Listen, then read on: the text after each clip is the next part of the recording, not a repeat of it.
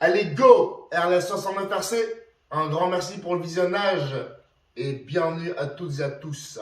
Aujourd'hui, une petite nouveauté, un petit chasseur de sport qu'on appelle le Habu SS avec une turbine de 70 mm, 70 mm pour nos voisins francophones.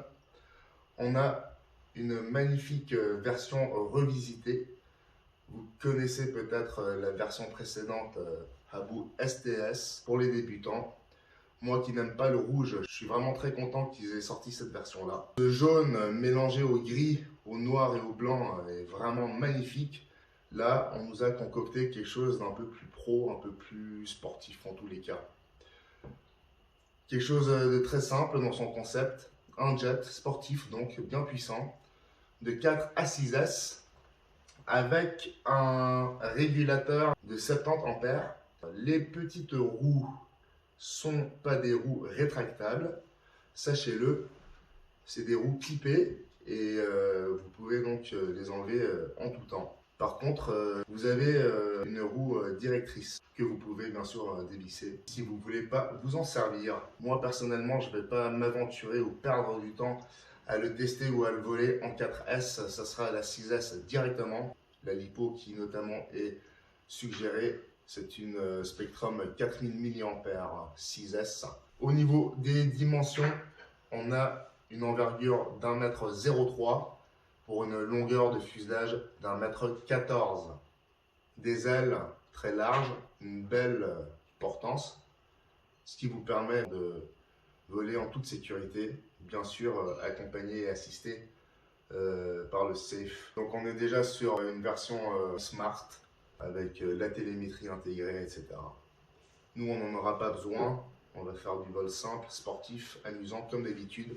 Pour leur unboxing, je pense qu'en très peu de temps, il sera monté. Restez bien accrochés, n'oubliez pas de vous abonner, la cloche de notification et un petit pouce en l'air. Allez, c'est parti!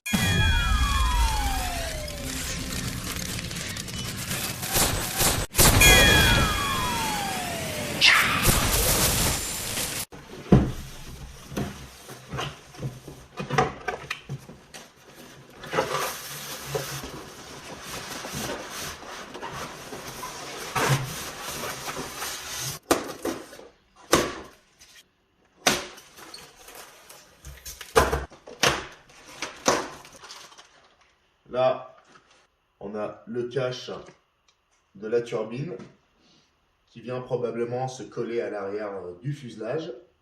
Nous avons les roues avec le cerveau et la plateforme pour fixer la roue avant directrice.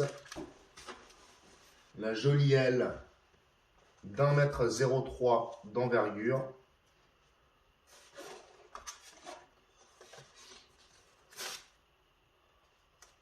Magnifique, vraiment.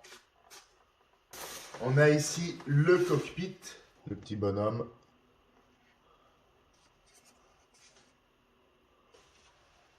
On a l'empennage avec les deux petits élévateurs, c'est magnifique.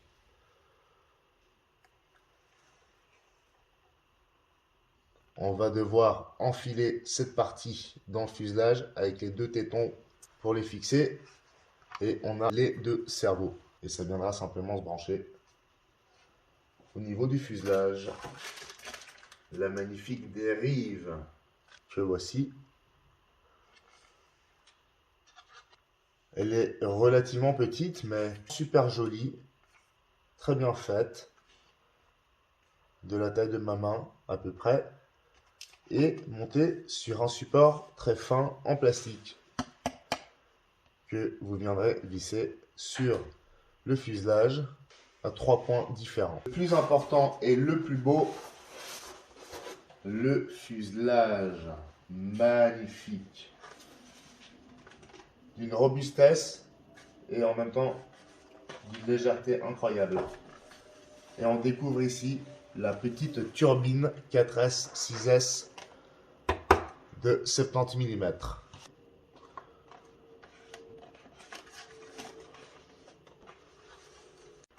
Sous l'emballage, vous trouverez l'habituel manuel d'utilisation avec un joli petit autocollant eFlight. Je vous avoue que j'ai souvent ignoré et mis de côté en pensant que j'allais pouvoir régler mon avion et la radio au pifomètre, mais je vous avoue également que depuis très peu de temps je le consulte car il y a toujours un petit point ou un détail dont il faut tenir compte et qui pourrait nous échapper si on n'a pas recours au manuel. C'est vite lu, c'est vite compris, donc je vous le conseille. Les QR codes avec lesquels vous pouvez télécharger pour la version BNF et PNP le manuel sur votre portable. Je vais en profiter pour vous emmener avec moi dans ce petit montage qui sera d'ailleurs très rapide, juste pour vous montrer basiquement comment ça fonctionne. Vous avez ici les deux prises qui vont recevoir les petits câbles JR, notamment pour l'élévateur et la dérive. Bien entendu, les câbles sont étiquetés, donc il n'y a aucun souci. Il est même indiqué le moins et le plus. Très simple à emboîter. Vous avez un téton ici et là qui vont venir se mettre dans les trous de la partie du haut. Vous serrez bien, vous collez éventuellement. Je vous conseille même de le coller à ce niveau. Et après, vous arriverez à enfiler cette bague de turbine. Voilà. Et après, ça bouge plus. On va en profiter pour monter la dérive. C'est très simple. On arrive, on la clip. Mais attention, il y a le bras de cerveau ici. Donc, vous arrivez par la droite si vous regardez l'avion depuis l'arrière. Et vous l'enfilez simplement de cette façon-là.